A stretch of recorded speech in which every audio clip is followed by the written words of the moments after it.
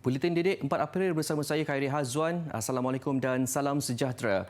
Hari ini 1,627 sekolah menengah di 10 negeri memulakan sesi persekolahan secara bersemuka selepas sekolah-sekolah di negeri Johor, Kedah, Kelantan dan Terengganu dibuka semalam. Secara keseluruhannya, 2,445 sekolah menengah di seluruh negara sudah menerima kemasukan semula pelajar. Tinjauan kami di Sekolah Menengah Kebangsaan Dato' Abu Bakar Baginda, Bandar Baru Bangi. Pelajar tiba seawal jam 6.30 pagi. Rata-rata mereka menaiki van sekolah. Ada juga yang membawa kenderaan sendiri seperti basikal dan motosikal. Kira-kira 10 orang guru membantu kelancaran proses kemasukan pelajar ke premis sekolah bermula dengan pemeriksaan suhu dan sanitasi. Saya excited lah. Lepas tu macam nervous pun ada sebab Apa excited? Kenapa excited? nak masuk sekolah, nak jumpa kawan-kawan. So Hari ni datang dengan siapa ni? dengan mak. Mak hantar. Itulah macam first day sekolah, macam form 1 lagi.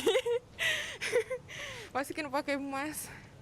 Lepas tu kena penjarakan sosial tadi depan tu, dah kena cikgu tu suruh jarak-jarak. So, ni belum lagi. Belum lagi. Dalam pada itu, Menteri Kanan Pendidikan Datuk Dr. Razi Jidin turun padang memantau perjalanan pembukaan sesi persekolahan di Ibu Negara hari ini. Beliau berpuas hati namun mengingatkan pelajar, guru dan warga sekolah agar mematuhi prosedur operasi standard SOP pada setiap masa bagi memastikan sesi persekolahan dapat diteruskan dengan selamat. SOP sewaktu tiba di sekolah dan semasa sesi penyuraian selepas tamat sesi persekolahan perlu dititik beratkan bagi mengelak penularan COVID-19 dalam kalangan pelajar dan warga sekolah. Cabaran sewaktu penyuraian di akhir sesi persekolahan nanti di antara sekolah menengah dan sekolah rendah itu berbeza. Sekolah rendah ini kebanyakannya ibu bapa yang datang mengambil anak-anak. Ya, tapi sekolah menengah ini kebanyakannya anak-anak balik sendiri. Dalam konteks tersebut, pematuhan kepada SOP adalah amat penting. Ada yang datang berjalan kaki, naik basikal, naik bas sekolah dan sebagainya. Seramai 1,054 pelajar tingkatan 2 hingga tingkatan 6 mendaftar untuk sesi pagi di SMK Dato' Abu Bakar Baginda, Bandar Baru Bangi, manakala 376 pelajar tingkatan 1 pula memulakan sesi persekolahan pada waktu petang. Sementara itu, di Perlis, lebih 18,000 pelajar memulakan sesi persekolahan secara bersemuka hari ini setelah hampir 5 bulan tidak menjejakkan kaki ke sekolah sejak semua sekolah diumumkan tutup pada 9 November tahun lalu. Pengarah Pendidikan Negeri Naharuddin Othman berkata, pihak JPN akan memastikan seluruh warga sekolah terutama pelajar mematuhi prosedur operasi standard SOP ditetapkan. Tinjauan di Sekolah Menengah Kebangsaan SMK Perlis mendapati pergerakan masuk pelajar ke kawasan sekolah berjalan lancar. Guru termasuk pengetua sekolah serta polis berada di luar pagar bagi mengawal penjarakan fizikal pelajar dan kesesakan lalu lintas. Pada masa sama, pengawal keselamatan sekolah turut membantu memeriksa suhu badan pelajar bagi mengelak beratur panjang di luar pagar. Untuk rekod, 30 sekolah menengah termasuk 2 sekolah vokasional di Perlis memulakan sesi persekolahan bersemuka hari ini. Pandemik COVID-19 yang melanda dunia setahun lalu telah membuktikan pentingnya pendigitalan dalam pendidikan negara. Menurut Menteri Kanan Pendidikan Datuk Dr. Razi Jidin, kementeriannya sentiasa bekerja keras dalam mencari dan menambah baik ekosistem pendidikan negara, khususnya dalam konteks pendidikan digital. Dalam amanah yang disampaikan Datuk Dr. Razi pada Majlis Wadah Aspirasi bersama warga Kementerian Pendidikan Malaysia hari ini, beliau menyeru warga pendidik saling bekerjasama dalam memacu pendidikan negara ke tahap yang terbaik. Jelas beliau, warga KPM memikul amanah besar kerana masa depan negara bergantung kepada pendidikan yang diterima anak-anak pada hari ini. Sedang dunia bersaing bertunjangkan teknologi, sedang dunia bersaing di atas platform digital, enrolment murid dalam mata pelajaran STEM menurun dari tahun ke tahun. Kita tidak boleh biarkan perkara ini berterusan. Sistem pendidikan negara diuji dengan pandemik COVID-19 yang telah membuka mata bahawa pentingnya pendigitalan pendidikan dalam era digital ketika ini. Sedar dengan cabaran utamanya iaitu kemudahan akses internet yang diterima di setiap sekolah adalah berbeza terutama di luar bandar. Namun KPM mengambil cabaran ini bersama-sama seluruh warganya untuk memberi tumpuan khas menambah baik sistem pendigitalan pendidikan. Sesuatu yang sukar kita boleh laksanakan sekiranya kita ada iltizam, kita ada komitmen dan kita ada keinginan untuk bekerjasama. Dalam pada itu, Datuk Dr. Razi menzahirkan ucapan terima kasih kepada guru-guru yang sentiasa memikirkan kaedah terbaik dalam menyampaikan pembelajaran kepada murid-murid secara dalam talian. Turut disampaikan dalam perjumpaan tersebut ialah penyampaian anugerah perkhidmatan cemerlang kepada warga KPM. Meskipun hanya memegang jawatan Ketua Pengarah Pelajaran selama setahun, namun Datuk Dr. Habibah Abdul Rahim mengakui banyak cabaran dihadapinya apatah lagi ketika negara berdepan pandemik COVID-19. Bagaimanapun beliau menyifatkan cabaran itu dapat ditempuhi hasil pertolongan semua pihak dari Kementerian Pendidikan KPM mahupun pihak lain bagi memastikan sesi pengajaran dan pembelajaran PDP berjalan lancar. Harapan saya yang terbaiklah untuk sistem pendidikan negara. Saya amat berharaplah supaya sistem pendidikan kita dapat terus ditambah baik supaya apa-apa sasaran aspirasi yang kita telah pun sasarkan dapat dicapai untuk kebaikan generasi kita. Beliau ditemui selepas majlis persaraan dan sesi clock-outnya di Putrajaya petang tadi. Hadir sama Menteri Kanan Pendidikan Datuk Dr. Razi Jidin, Timbalan Menteri Pendidikan 1 Muslimin Yahya dan Timbalan Menteri Pendidikan 2 Datuk Dr. Mah Hang Sun. Datuk Dr. Habibah dilantik sebagai Ketua Pengarah Pelajaran pada 10 Januari tahun lalu, sekaligus menjadi wanita kedua yang menggalas jawatan berkenaan. Beliau sebelum ini pernah dilantik sebagai Timbalan Ketua Pengarah Pelajaran Sektor Dasar dan Kurikulum, Pengarah Bahagian Perancangan dan Penyelidikan Dasar Pendidikan, Pengarah Eksekutif Unit Pelaksanaan dan Prestasi Pendidikan PADU serta Pensyarah Kanan di Institut Aminuddin Paki.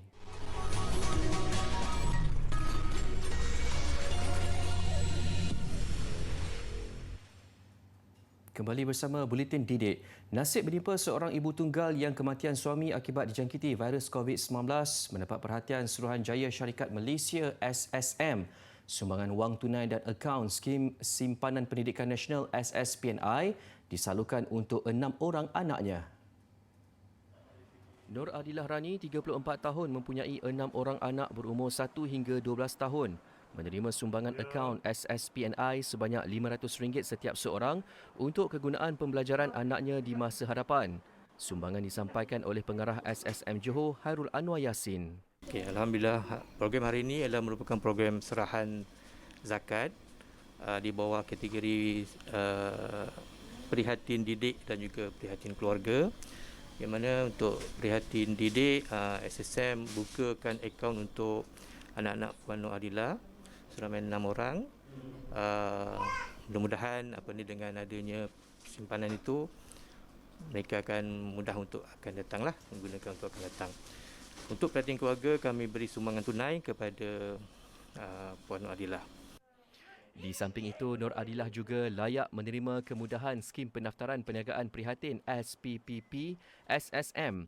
Saya nak ucapkan terima kasih kepada SSPN dan SSM yang memberi bantuan kepada saya dan anak-anak saya. Alhamdulillah dia memudahkan untuk saya inilah berniaga lah. Terima kasih juga kepada SSPN yang membukakan tabung pendidikan untuk anak-anak saya di masa depan, di masa akan datang diorang.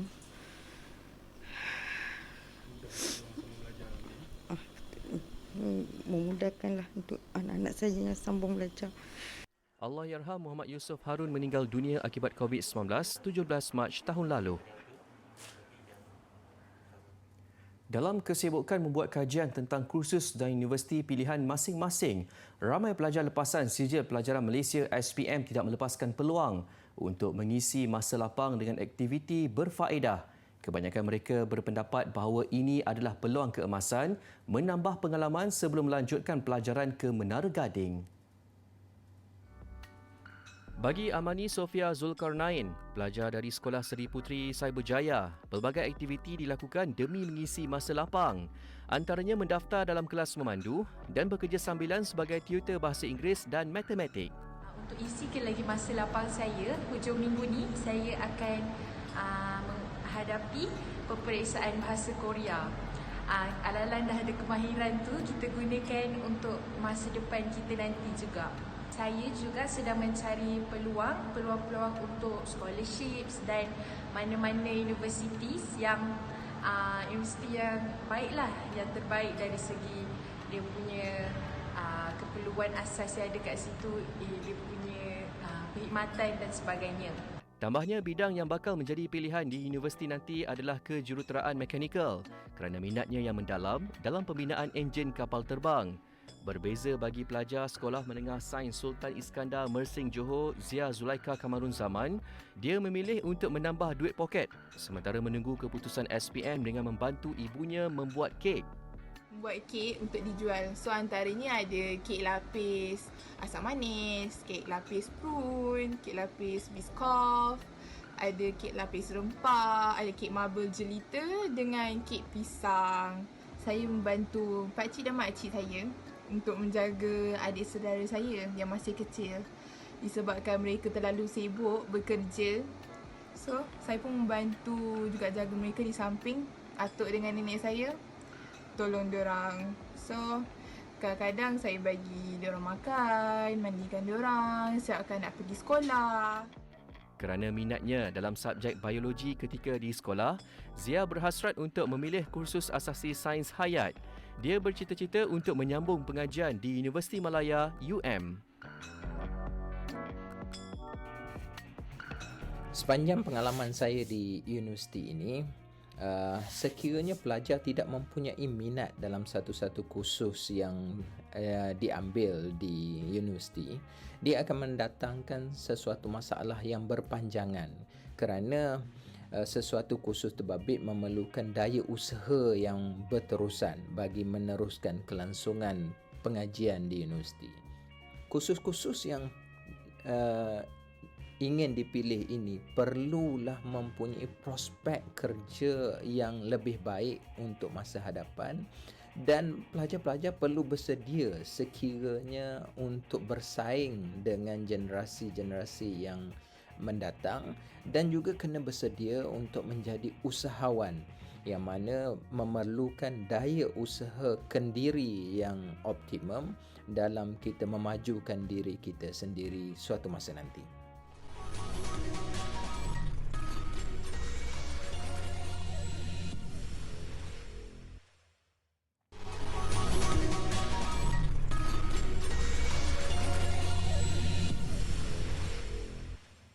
Dalam usaha merapatkan ukhuwah serta melahirkan warga pendidik yang sihat dari segi rohani dan jasmani, Kementerian Pendidikan Malaysia KPM menganjurkan program perlawanan persahabatan bola sepak semalam. Kira-kira 50 orang mengambil bahagian dalam program itu, termasuk Menteri Kanan Pendidikan Datuk Dr. Razi Jidin serta warga pendidik di Putrajaya.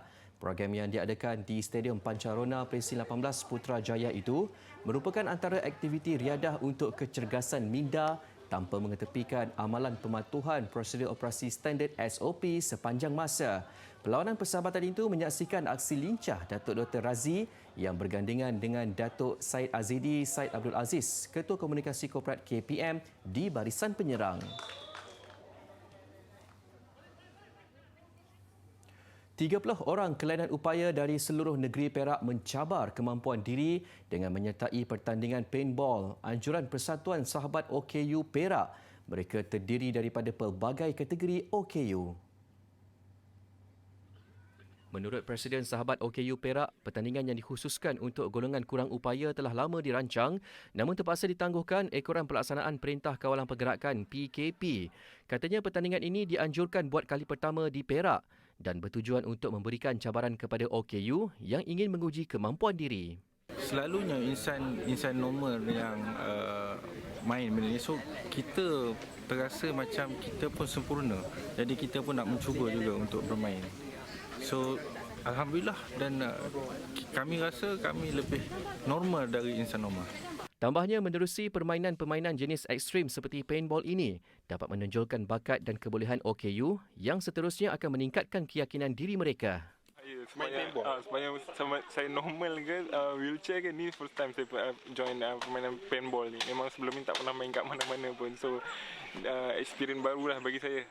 So macam mana? Boleh cerita sikit macam mana pengalaman tu?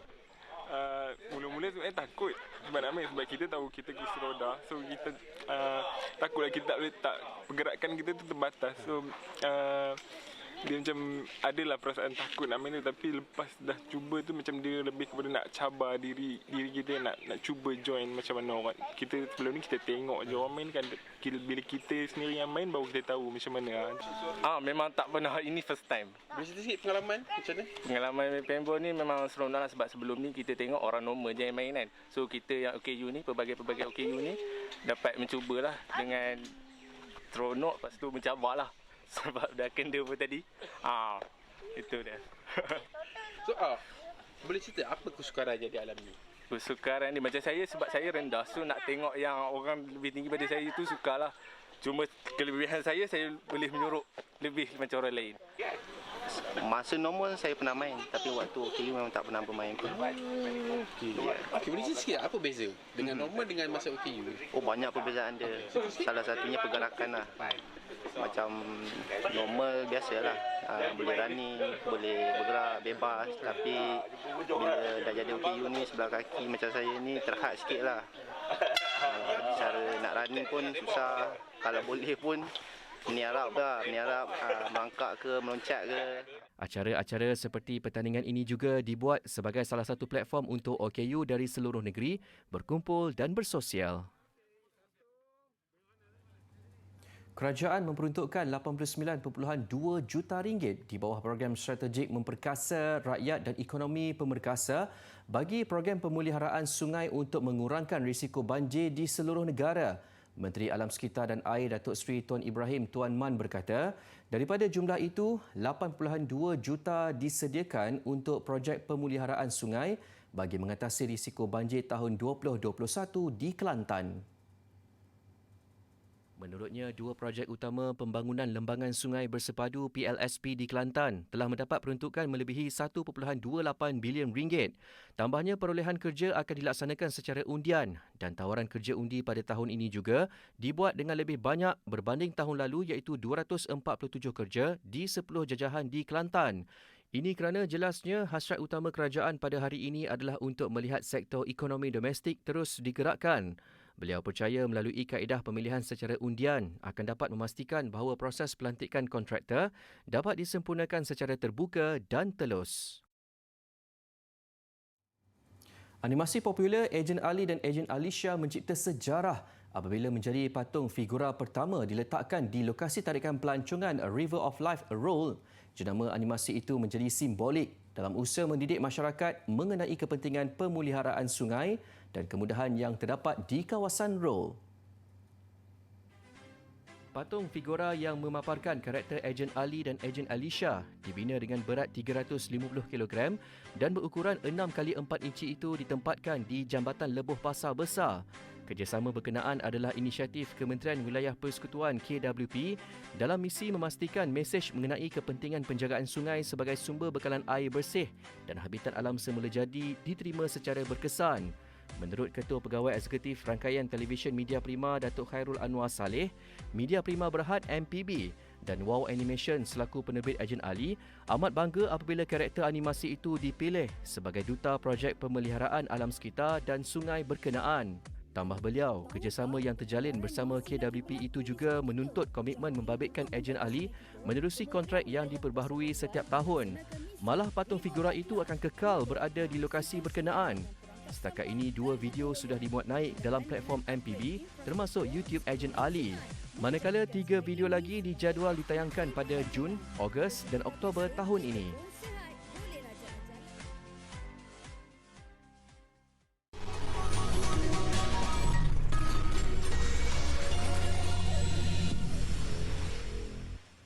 Masih di Buletin Didik, bendera Malaysia berkibar megah di Lita Lusail, Qatar apabila dua pelumba muda negara Daniel Syahmi Ahmad Syahril dan Hakim Danish Ramli berjaya meraih tempat kedua dan ketiga pada perlumbaan kedua saingan Asia Talent Cup ATC. Selepas berjaya meraih tempat kedua pada perlumbaan pertama 2 hari lalu, Daniel Syahmi sekali lagi mencetuskan sensasi apabila meraih kedudukan sama di Lita Lusail, Qatar semalam.